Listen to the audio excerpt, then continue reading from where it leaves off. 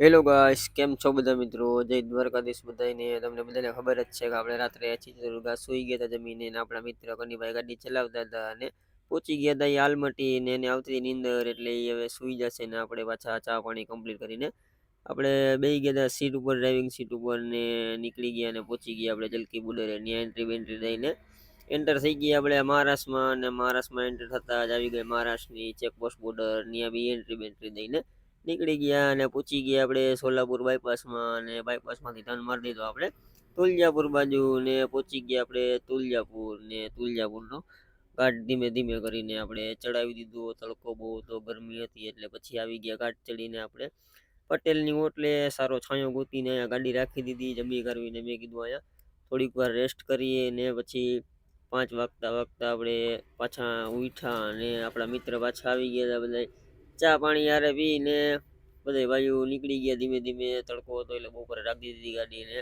પછી સાંજ પડતા પડતા પહોંચી ગયા હતા આપણે બીડના ઘાટ ઉપર કાઠિયાવાડી હોટલે. આપણા કનીભાઈ ઉઠી ગયા હતા, એને ચા પીવી હતી, ને આપણા મિત્ર બધા ભેગા હતા એટલે પછી ચા પાણી કમ્પ્લીટ કરીને ધીમે ધીમે કરીને આપણે બીડનો ઘાટ ઉતારી દીધો.